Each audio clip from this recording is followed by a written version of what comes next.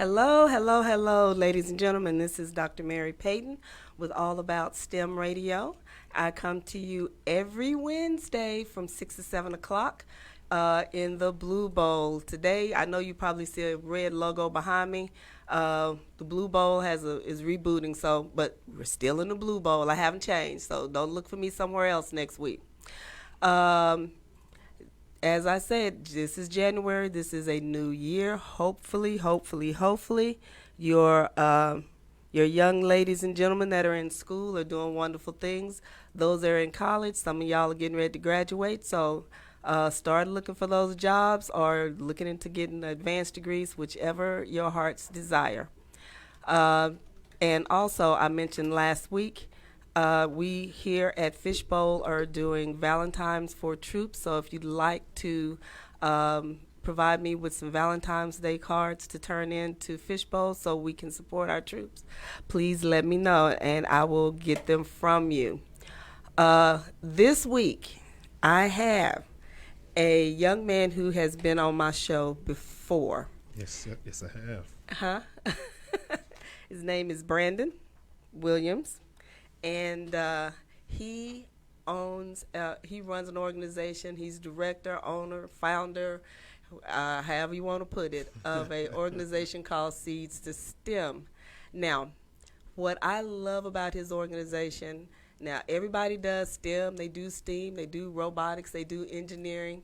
He not only takes that side of the coin, but he is really into the science and the chemistry, or the biology and the chemistry side of the coin. I've noticed him having his kids dissect frogs, making making lip balm, making you.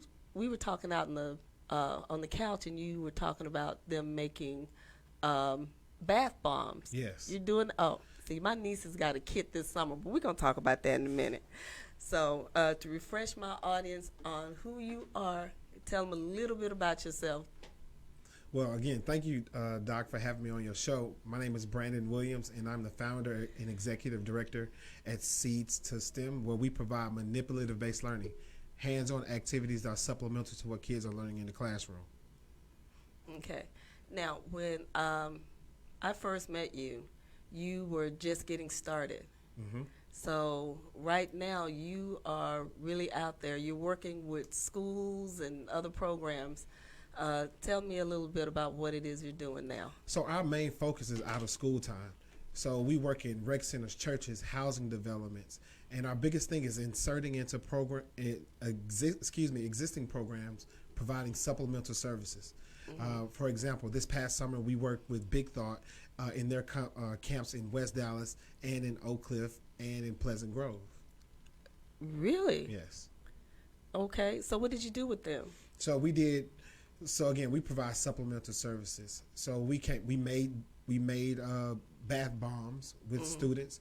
We also dissected frogs with your kindergartners, and I saw those pictures. Those were great. The kids had a ball doing that, and we made lotion.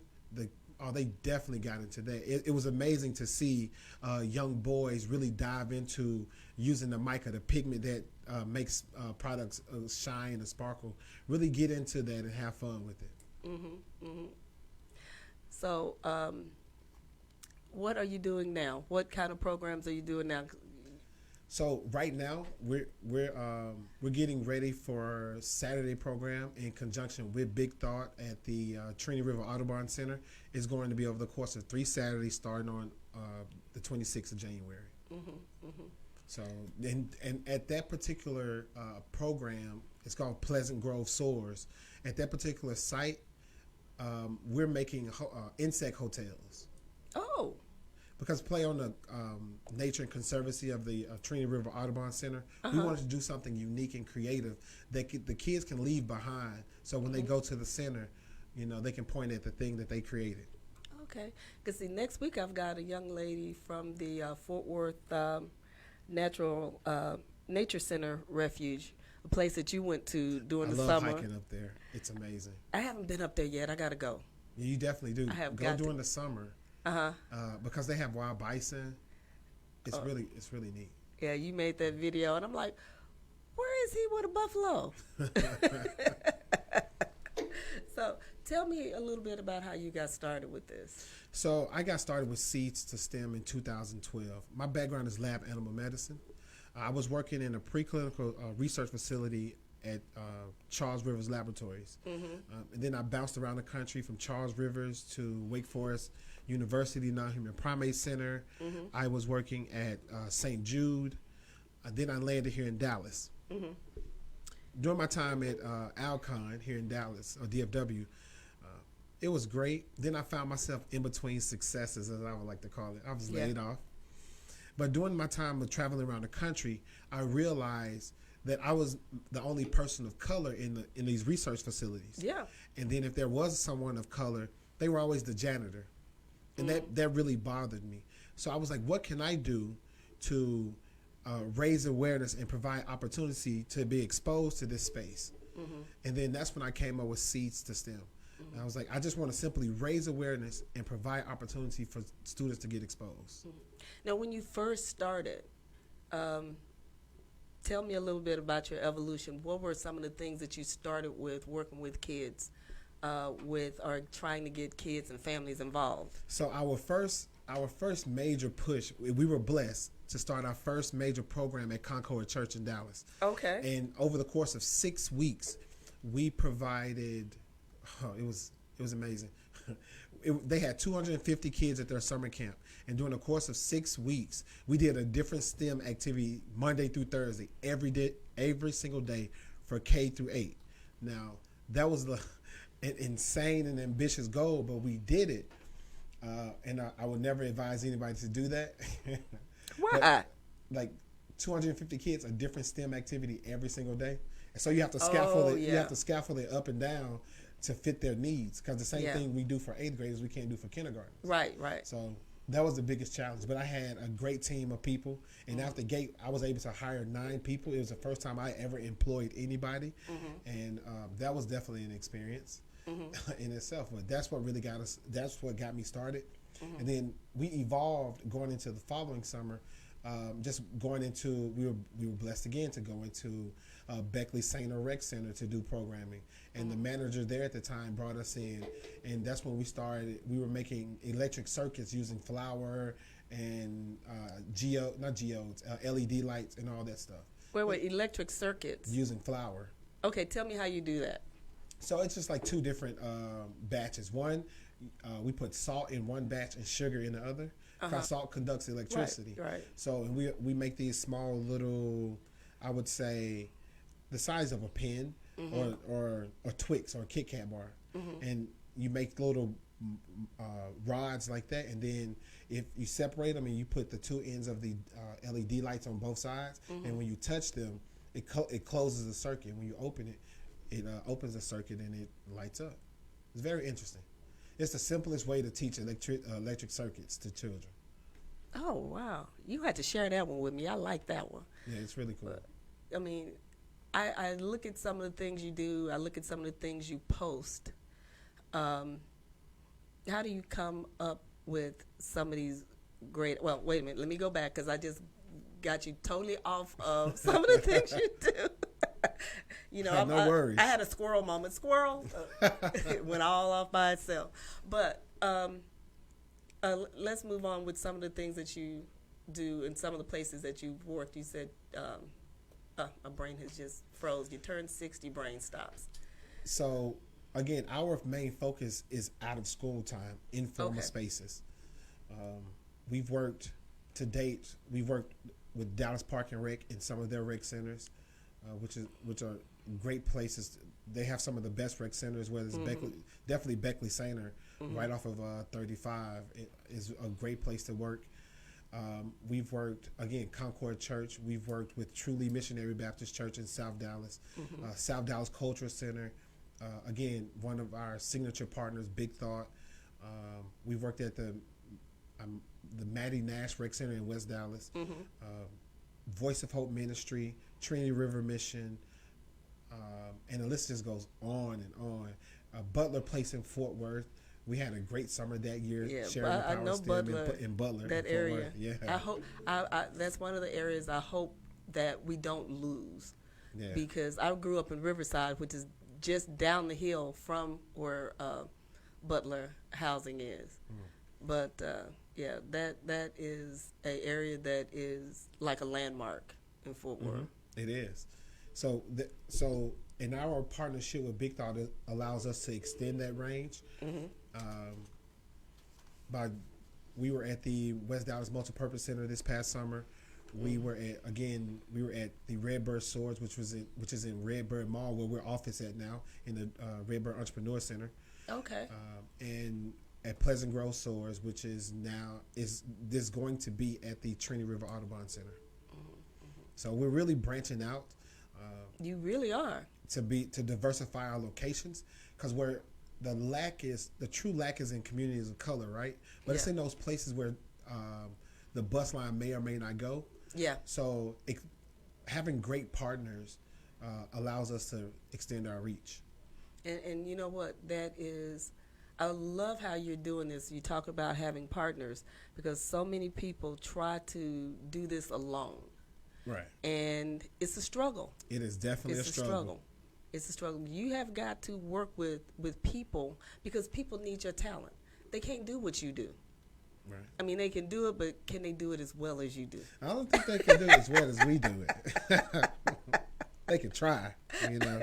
Okay, that's my bit of arrogance for today. But that's because I've followed you for so long, and I've watched what you do, and you even when I was out of the country, I'd message and say, okay, I see what you're doing, I like this, and you'd always message me back. And there are quite a few people I keep up with, but you do it differently. Thank you. Thank you for following our progress. I really appreciate it. Oh, hey, I've watched you grow. You're like one of my kids. I'm like, look at my baby. Let me stop that before your mama come and say, oh, wait a minute, he mine. But how do you come up with some of your ideas, some of the things that you do? Because you don't do the normal things. When I was in between successes, one of the things I did was taught. I've taught 8th grade biology, chemistry, physics, 6th grade science. And I've taken some of the lessons that they teach in school, then I modify them and adapt them to what we're going to do. Or I turn them up a notch. I found great activities on YouTube, or sometimes it's just trial and error. I think about products that we use as African Americans, and say, for instance, the rise of Shea Moisture products. Oh, yeah. And how people fail to realize how easy it is to make their products. Because I make my own. You can literally Google the products on the back of the bottle and realize it's basic stuff that you can get in Whole Foods. And how easy, because people fail to realize you can buy emulsifying wax out of some grocery stores. Ann's Health Food on 35. You can buy this stuff. So sometimes I just see a product or an item and I deconstruct it and then put it back together. So that's how I come up with most of the stuff. It's like trial and error, or I see something cool, and I adapt it to what we're going to do with it. What has been the most enjoyable trial and error that you've come up with, that you've taken to the schools? Yeah. The most enjoyable thing that we've done, how germs spread. Oh, okay. Tell me about that. The basic way to do it is you get glitter. I get a big tray and I dump glitter all in the tray. And I'm stealing this idea. Right. Go ahead on. You dump glitter in a tray, and you put some lotion, some non-hyperallergenic lotion, like some baby lotion or something, on like 6 or 7 kids' hands, and you have them, but you have different colors of glitter, and then you have them stick their hand in the glitter, and then you have them go around and high five everybody. Then you have them go and you have them. You just get the principal's permission first, and then you have them run through the school touching stuff. So what it does is it prompts the kid. It lets incorporates healthy hygiene. Yeah. To teach kids, like, it's important to wash your hands before you go to after you leave the restroom, because when you don't, you will spread germs just like we spread glitter. Yeah. And over the course of the school year, kids will still see the glitter, and it'll prompt the thought, like, this is what happens when I don't wash my hands, spreading germs. And doing this during cold and flu season really drives the point home, because half the kids in the school is sick anyway. Yep. So getting the teacher sick, or the teacher come in sick. because they kids done came home sick.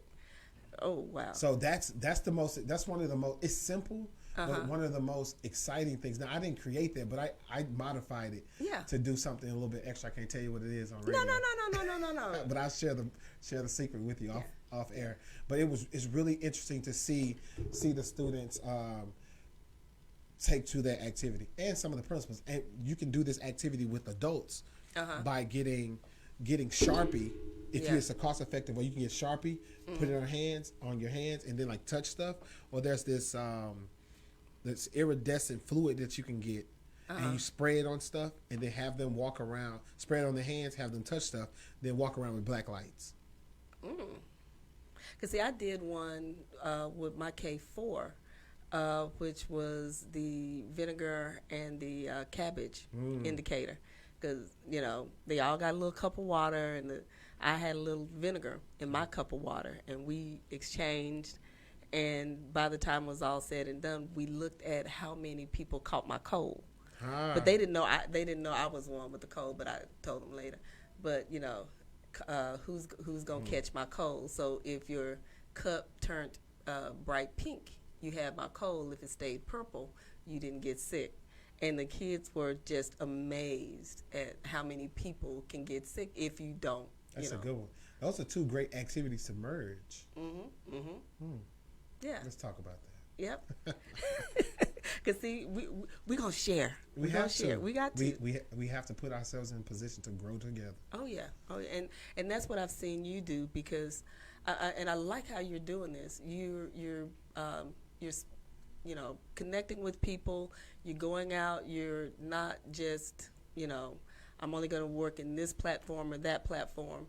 But I like the fact that you are putting the science into it, and the kids are understanding, and it's not, you don't go in and just do a cute little activity and then you're gone. It's something that builds all year. Like you said, they still finding glitter in the hallway someplace. I was at an uplift school when I did that the last time I did that activity, and the assistant principal emailed me, was like, I'm still finding glitter outside and in the building. It's very interesting. I love doing that activity. But, so I'm looking at the time. I have to make sure I kind of stay on time. If somebody wants to contact you, what's your social media? What's your Facebook? Do you have a website? Yes, we have Facebook. Don't give no personal information. Right. I have to tell people. Don't give us your phone number. No. So people can reach us on Facebook, Instagram, and Twitter at Seeds2STEM, and our website www.seeds2stem.org, not .com, and that's again www.seedstem.org. Okay, all right. Since we're in a different bowl, is that the number for this bowl that they can call in on? Hey, if anyone is listening and they want to call and ask Branden any questions, the number here is 214. I have to make sure I don't give y'all my phone number. 214-717-4678. That's 214-717-4678. If you have any questions or want to get in touch with them while we're here on the show today. And I'd love for people to call in. But, Branden. Yes, ma'am. Oops. Brain just stopped. You are growing this. I know you've come like a long way. Yes, I have. But, you've been blessed and everything. But where do you see this going to? So we're actually, myself and my board of directors, we're actually working on our strategic plan right now. We have an aggressive 5-year plan. I love that. To within the next year, our goal is to be in our own physical space, somewhere in the Oak Cliff area. I can't say where yet, but the location. I understand. We've already found a location. So within that, we're going to move into our own physical space, prayerfully within the next year, and then within the next 5 years, I have an aggressive goal to serve at least 10,000 students. Ooh. And it's doable. I think it is. Within 2018 alone, just between the end of June, the end of June until the close of the year, we directly impacted 400 kids. So we definitely can do it, and while still doing have a space, doing our own program, we're still going to be out in the community at some of the places that I mentioned doing programming. Well, during the year, let me know where you are, and I have to come out and do some little remote shows and some interviews with. We would love to have you. And definitely love to have and you. post them on my YouTube channel so people can see what you're doing. We have to document it. Document everything. If you don't document it, it didn't happen. It only happened in your mind. Yes, you have to have evidence. Yeah, but you're doing wonderful things. Now, I want to go back to some of the activities that you do. When they did the dissection, the frog dissection, because I thought that was so cute. How did the girls react? I know because boys like doing stuff like that. Well, how did the girls react? It was interesting. The young ladies acted more favorable to the activity than the boys did. Really? Some of the young men was a little more squeamish, and we were talking in the lobby about the depth of questioning that our kids today they're asking, because when we do dissection activities, we call it an activity called our bodies. So when we go through the dissection, we relate the organs and how they function to the human body. Great. Because they can, and I have them pull it out, and we go through step by step what each organ does in the frog and how it relates, like the lung, the liver, and the bladder and all this, the intestines, and how it relates to us. Because some kids they know they have organs, but they don't really know what their organs look like. So. Ooh, got someone calling in. Hello. Sorry for cutting you off, No Brandon. worries. Hello, caller. This is Dr. Mary Payton with All About STEM Radio, and I have Branden Williams here from Seeds to STEM. Yes, hey you guys. This is Julita McDonald, and I was calling for Branden. Hello, Julita. Hey, Branden, how are you? I'm well, Julita. How are you? I'm doing well. I was just calling to say thank you so much for what you have done for our Child Care Association. Branden came in and did a training for us back in November at our Child Care Conference. It has been a hit. Ladies are still talking about it, and I'm just sorry I haven't posted our pictures yet. Our camera guy got sick, and so he's back up in health. So I got the pictures, and I will be posting them really soon. So I just had to call in and say thank you so much for blessing us in science in a whole new way. I just want to say thank you, and we appreciate you. And that's what I want to say. Oh, thank you. Everyone loves your class. So, thank you for that, and thank you for being a community champion for us. We understand the value of pre-K education or early childhood education, and what you all are doing in the space is definitely helping us as well grow and share the power of STEM education. Oh, thank you so much. And that's what I wanted to say. When I see you, I was like, well, I got to call and say thank you. So thank you. And you guys have a wonderful day. We really appreciate what you are doing, showing science in a whole different way. It was so fun. So I just can't thank you enough. You guys have a blessed evening. Thank you for calling. Bye-bye. All right. See, Branden, you doing it. You are doing it. I'm trying to. My grandmother shared something with me that I will never forget. What's that? She said, "You can't dream about something you've never seen before."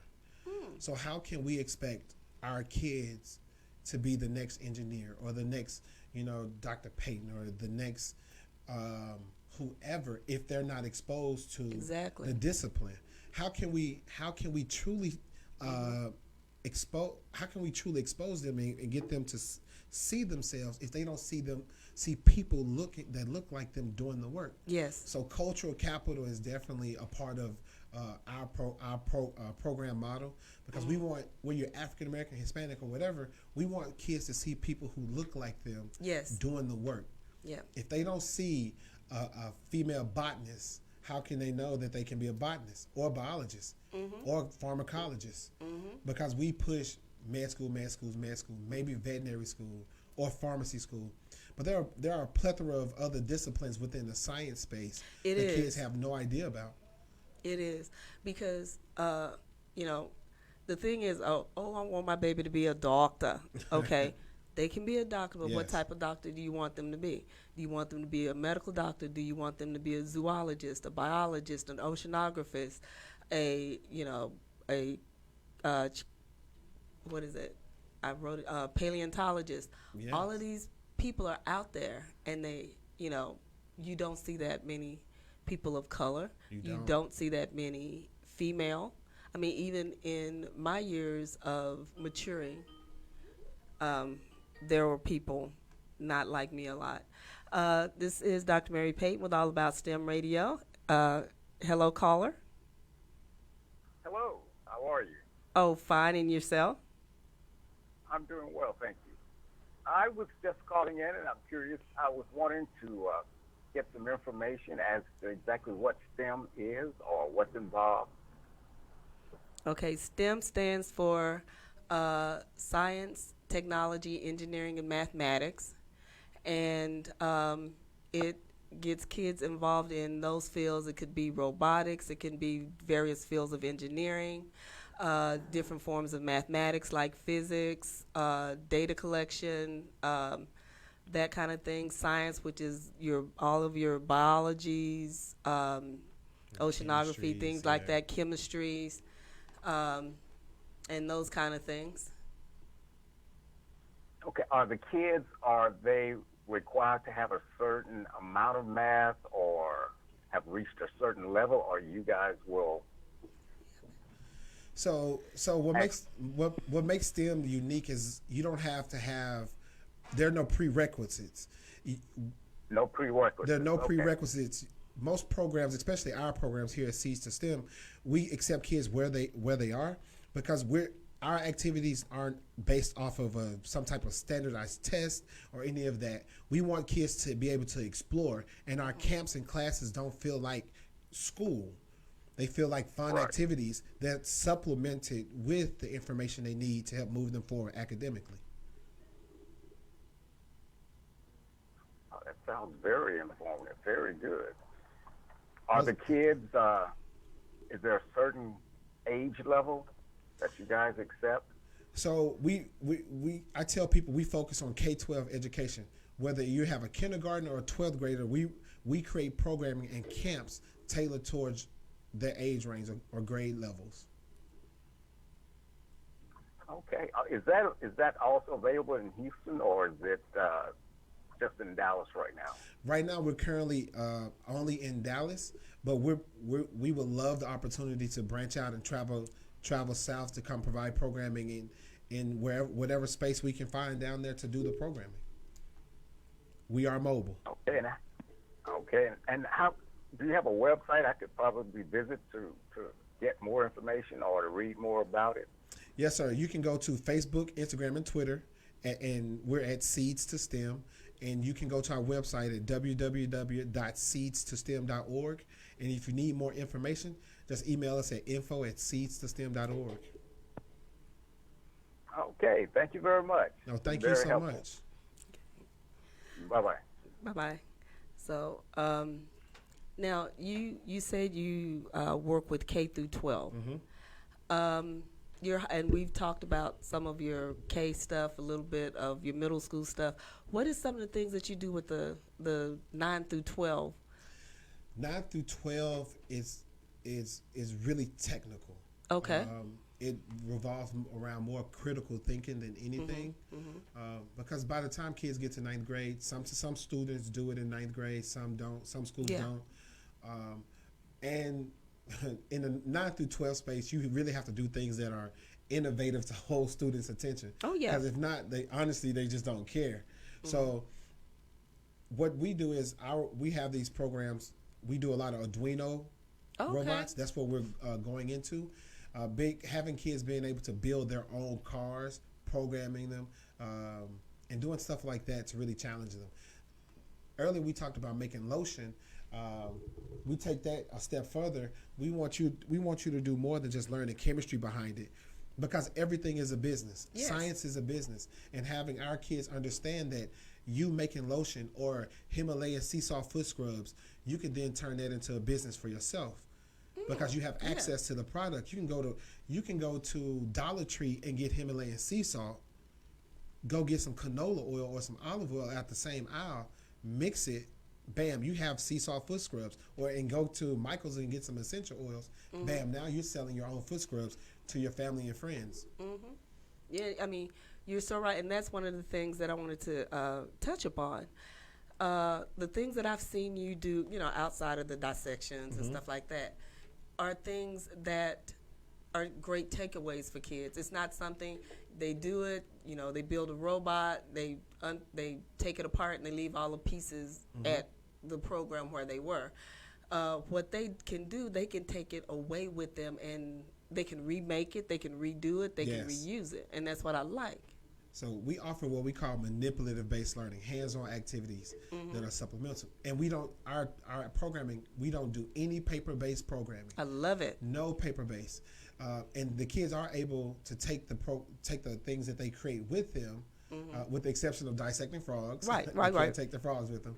So we do solar sun cars, and we talk about renewable energy, and we make sure that each child has their own solar car to build and take with them. Because what you see in some programs is that they do things in groups. And at the end of the program, the facility or the organization left with all these toys or cars that they can't repurpose. Right.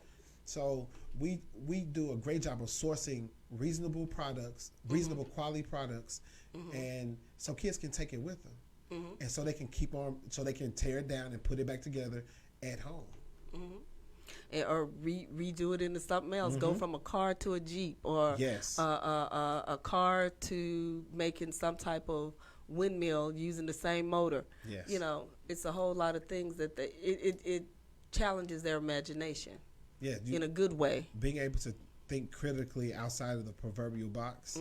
It's always helpful for our students, because most of the time, I'll put it like this: we want to take the activities that we're providing and attach to real world solutions. Everything we do is applicable. They can take it. They can take the lessons learned and apply it to something that they're doing in their everyday lives. And that's important, because what's the purpose of just doing an activity so it can help boost test scores? Because some of the stuff we do, they can't use it in the real world. Why would I teach solar cars to a child in South Dallas if it's not applicable to where they are? Exactly. And teaching them that, hey, you can take this solar car apart, modify it, and use the solar cell to charge a cell phone. Oh, I didn't even think about that. Doing things like that. So we have to be truly innovative when it comes to how we deliver programming and the content that we're feeding our kids, because we want them to know that it's more to it than just the thing that's right in front of you. Like, what kind of extensions can we offer to the kids to push their knowledge forward or past what we're presenting it to them? Because you've got to look at it. It's got to be applicable. Yes. And it has to be something that relates to them, something they can relate to. Because you can make bath bombs, but taking that a step farther, oh, wait a minute, I can make a business out of this. Do y'all have any kind of I guess the organizations that you may work with have any kind of entrepreneurship training? Do they get that within the umbrella of some of the camps that y'all do? I'm sure they're there. But during my time, I haven't come across them yet. But when we try to incorporate or infuse entrepreneurship and financial literacy into our programs, we go to Impact House. It's a great organization that teach entrepreneurship through STEM.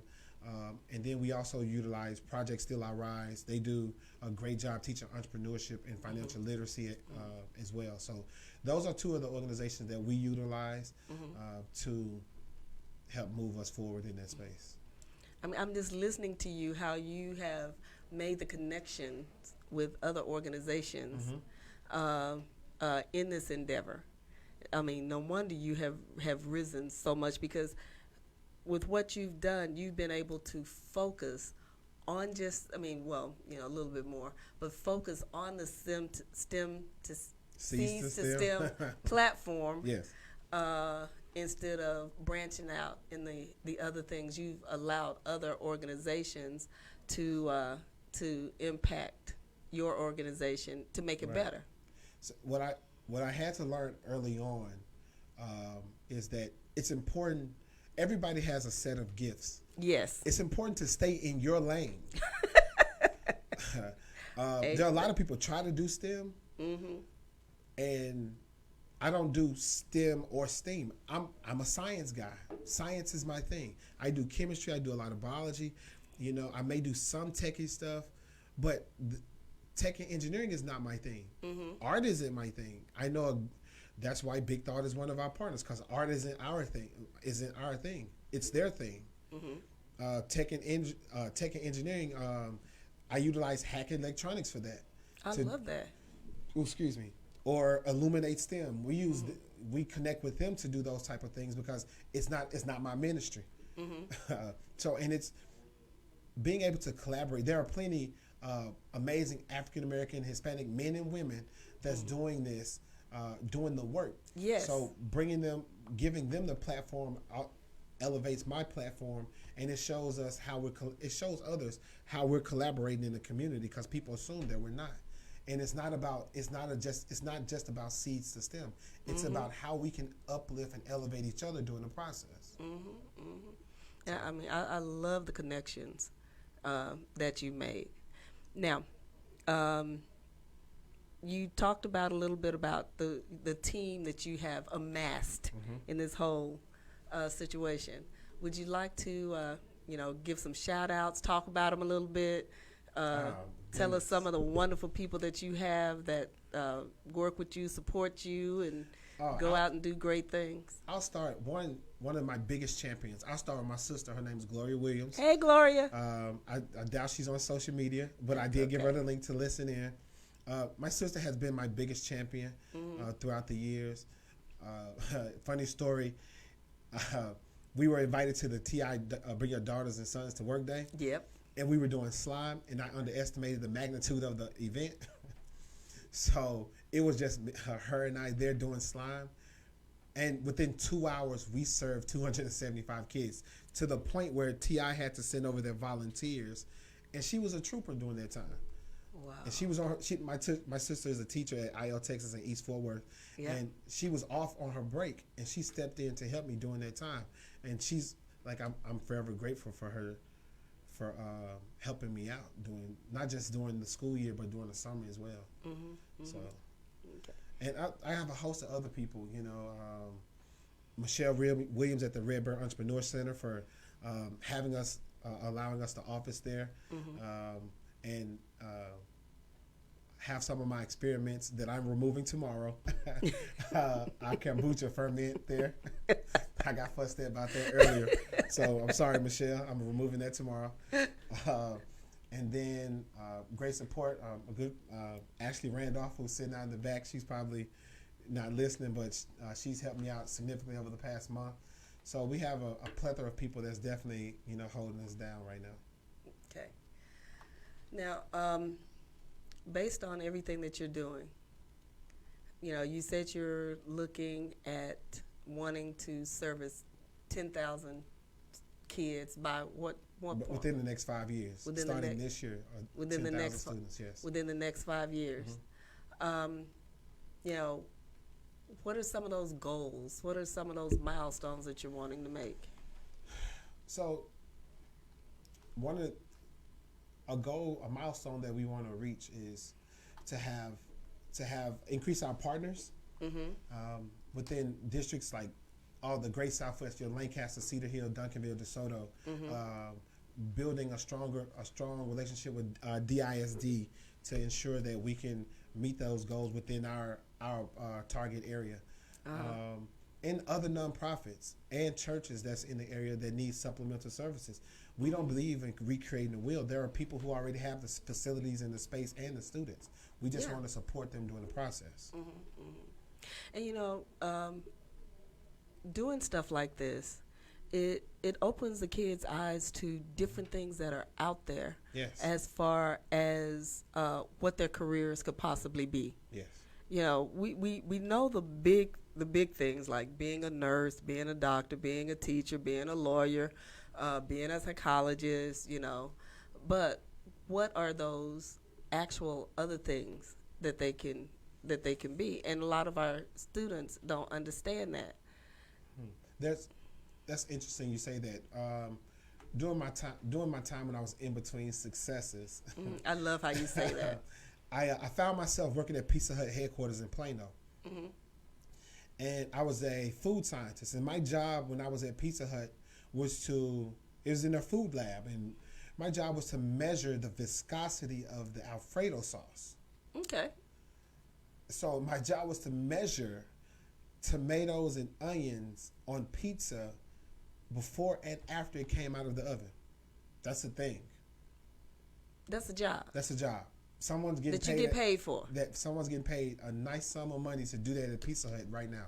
Pizza Hut, Little Caesars, Domino's, wherever they're hit, Frito-Lay, people are getting paid for that. Speaking of Frito-Lay,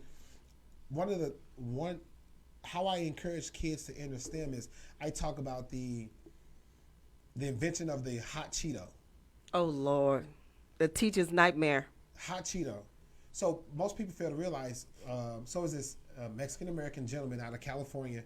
They were mixing the Cheetos, and they forgot to dust a batch of chips with the cheese. Mm-hmm. So what were they going to do with it? So instead of when they have accidents like this, the employees take it home. Mm-hmm. So what the gentleman did was he took the chips home and then add chili powder to them. That's all he did. He took chili powder and added to the Cheetos. Came back and was passing them out at work. Now, this man, every time a bag of Cheetos is sold, even if he gets a penny, billions of bags of Cheetos are sold every year. Goodness gracious. So he's a millionaire right now just because of that. And with that being said, I tell them about a job called the flavorist. There's a flavorist. There are chemists that are called flavorists, and their sole job is to make sure the flavor on Cheetos and Takis are consistent. That's their job. I'm pretty sure it's a little more to it than that. Okay. But think about who comes up with the flavor of foods. Chemists. Yeah. Food scientists. Some of that happens right here in DFW. Really? So in telling kids, not only offering kids programs, that's not enough. No. We have to make real world connections that they can see. Mm-hmm. So what we do is we tell them, okay, this is an activity. This is a job within the activity that you can do. This is a job that at your Paul Quinn's, your UTAs, your SMUs, your UNT Dallas. These are degrees that you can go get from these institutions that will have you working at your Pizza Hut, or the R&D department at Sally Beauty Supply, which is in Louisville, that they do all their research and development at. Really? Or Mary Kay up in DFW, where they do all the research and development at. These are things that people don't know, because you assume that you have to leave DFW to do this. No, you don't. And you don't. When students get engineering degrees, they think they just have to work for TI. No. But the reality is, for every major corporation like your TI and Dell, there's subsidiaries that's within walking distance of that. I said there's engineers who create the watches at Fossil in like Richardson, but we don't think of these things. You're sitting here blowing my mind, because I'm not even I had not even taken the thought that far of the people who make watches, probably the people who make different designs of shoes, or some type of, because you got to have something to properly support your foot, proper material. Oh my goodness. Everything has to be engineered. It really and truly does. Everything is engineered by engineers. Clothing is engineered. You don't even think it's of designed, it that way. but it's also engineered. medicine is engineered. Yeah. Yep.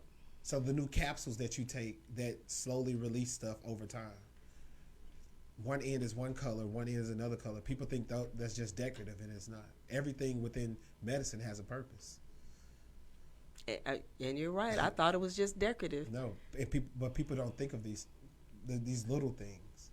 Mm. That is so interesting. I mean, this is so much. And I mean, like you say, you stay in your lane. That's it. And I'm telling you, even though you stay in your lane is vast. Your lane is still big. I agree. And we haven't begun to like encroach into like the depths of science or activities that we can do. I'm still learning myself. I believe in being a lifelong learner. And so me too. As long as I'm learning, I'm going to expose our children to everything creative and cool that I can find. Mm-hmm. Mm-hmm. Like, I don't care what it is. I found this one activity called edible balloons that we do with adults. Okay. By just creating edible balloons, put helium in it. It's simple. I don't want to get a recipe out. No, don't give it out. A simple activity of creating edible balloons. You know, when we were little, we used to take balloons and then suck the helium out so we can have squeaky voices. Yes. But why does it happen? Yeah. Teaching the science behind when you inhale helium or different gases, this is what happens. These are the gas you don't inhale. Yeah. But if you did inhale, this is what happens. Then we can inhale other gases outside of helium. Helium gives us this deep, high-pitched voice, but there are other gases. For liability reasons, I'm not going to name them. No. Everybody knows about helium. They don't know about the other ones. They don't know about the I know other what you're stuff. talking about. That will make your voice a little bit deeper. So Give that Barry White sound. And there's so many other cool things that we could expose, not just students, but encourage adults to do as well. Yeah. Because if I can only do so much, but when kids leave me, we have to start equipping parents to do the same. Yes. Because what you see is your educated families or parents of mothers, fathers, they're more inclined to expose their children because they see the benefit.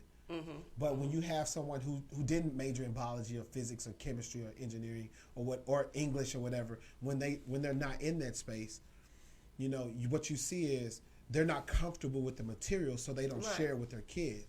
And when we do that, we're crippling our children.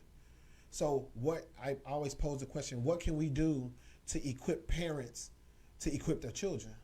And that's so true. And and some of it is taking your kids to see different things, doing different things with your kids. If your children have a question about something, look it up with them, find the answer with them. Right. One thing, I met a good friend of mine, Alicia Morgan, over at the Frontiers Flight Museum. She made a comment on your post today. So she does a great job of doing that, equipping adults and educating them on how to equip their children. Mm-hmm. So it's like we have I'll speak just in the African American community. We have an amazing group of people that's out there, like yourself, myself, and a host of other people that's doing the work. But sometimes we don't know who we are. Yep. And that's the problem. And that's the whole premise of this show, is making connection. Or because I've had people say, "Oh, you remember you had this guest on? They did this, and this. Can you connect me with them?" Or we're doing a seminar on sickle cell anemia. Do you know anybody who's written books or who's doing anything in sickle cell? And I can make that connection with them. I know this hour has gone by quickly. Oh, it has been an hour already? Yeah, and we've got like 30 seconds left. But what would you want to say to my audience in closing? In closing, it requires little effort to share the power of STEM education with your family, friends, and coworkers. Regardless if you're comfortable with it or not, sharing the power of STEM education is very important. So please do that by following us at seedstostem.org and sharing our post on Facebook, Instagram, and Twitter. Okay. Thank you so much. Oh, thank you, Doc, for having me. Well, ladies and gentlemen, this has been Dr. Mary Payton with All About STEM Radio. I have had Branden Williams here from Seeds to STEM. Again, I have loved your second visit just as much, if not more, than your first visit, because I think your first visit you were a little nervous, and I was it was your definitely first a little time. nervous. But yes, get out and do things with your children. Seek those things that's going to spark their interest in STEM and STEM education. Also, I have my new book, Taylor STEM Adventures Texas, coming out soon, so look for that. And also Taylor STEM Adventures Hawaii is out on Amazon and Barnes & Noble. So until next week, this is Dr. Mary Payton with All About STEM Radio. And I'll see you again, well, hear you again, or you'll hear me from 6 to 7 p.m. on Wednesday. Bye-bye. This year, make your corporate event, holiday party, or birthday magical with the Magic Mirror Photo Experience. Your